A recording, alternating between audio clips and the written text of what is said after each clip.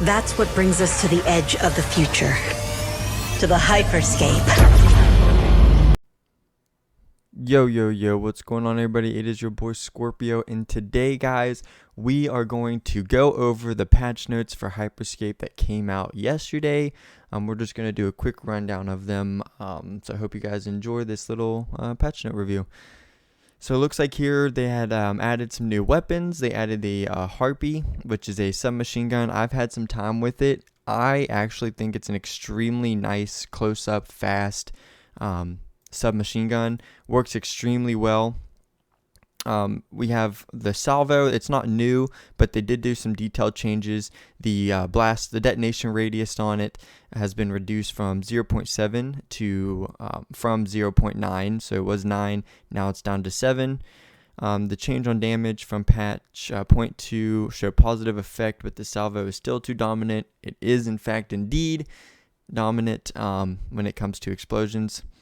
They added a new hack, Shockwave. I've used it just a little bit. What it does is it's a versatile hack that allows you to trigger a ranged AoE shockwave that will propel players in all directions. The shockwave does a bit of damage less than the slam, but the range aspect opens up new possibilities. I have used it. I try to use it on my feet, because if you use it on your feet, it says here you get sent flying in the air.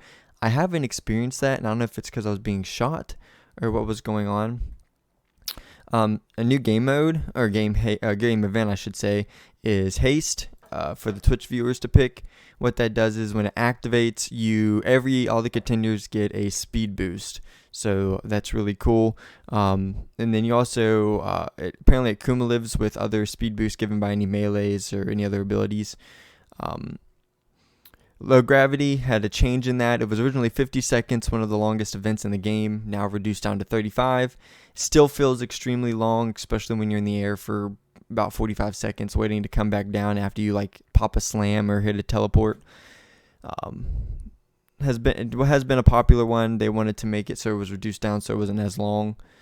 Solo mode now, so they've added solo mode to Crown Rush. Still waiting on duos, but right now it's solo and squads, teams of 3s. Showdown and crown. So this was a big issue in the technical test when we played. People would grab the crown, run out of the area, I should say, and kind of just be able to be out there for a long period of time without being killed. They now had changed that. So now the collapse sector damage when the showdown is active is now 5 times the damage. Has seen a huge increase in terms of the crown staying inside of the section of the last area. Now the crown barrier now has a global hack increase. So before you could keep popping like ball if you lost it, or popping your teleport, invis, anything that lets you move out of the zone extremely fast and stay alive was short. They have increased that by 33%. Here we have ammo changes, just a few. It used to be 6 pickups to have full ammo. They now reduced that down to 4. That's really good. Kind of wish they would have just stuck with 6, but 4 is okay in terms of, when you're just starting out and you need ammo for your gun. Weapon swap, this was talked about in the video that they had posted on their Twitter. People felt like it was too long. They now reduced it down from 0.8 seconds to 0.5, so not too bad. It still feels kind of sloppy and slow, but I mean, you can feel the difference in terms of swapping.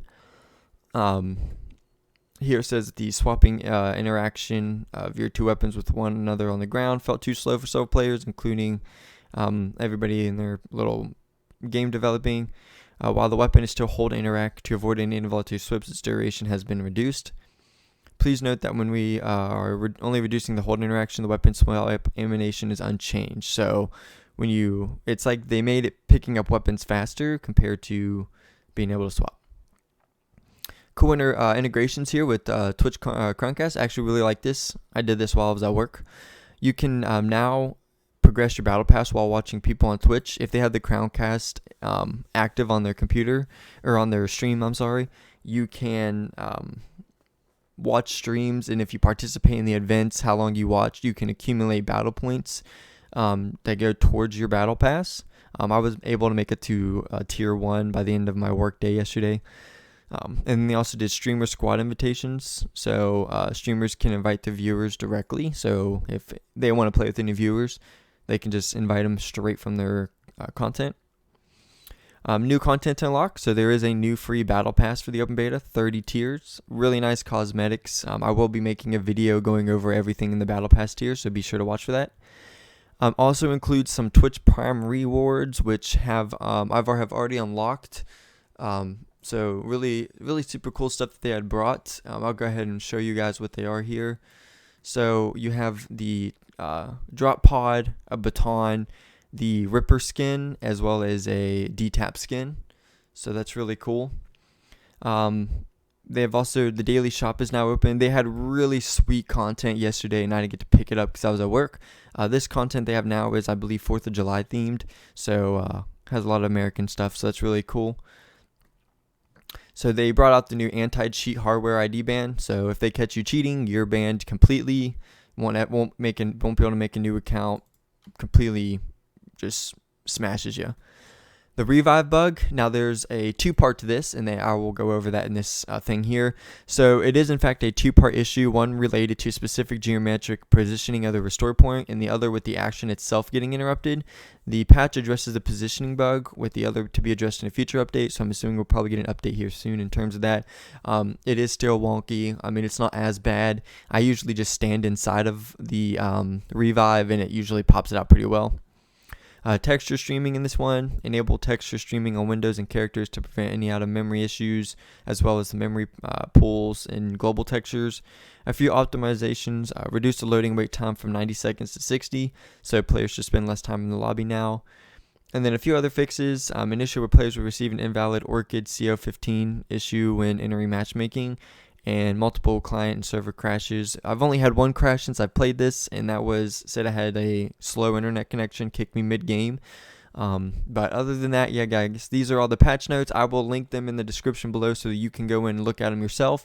I hope you guys enjoyed this video. Make sure you like and subscribe. It really does help the channel grow. And always remember guys, keep rocking.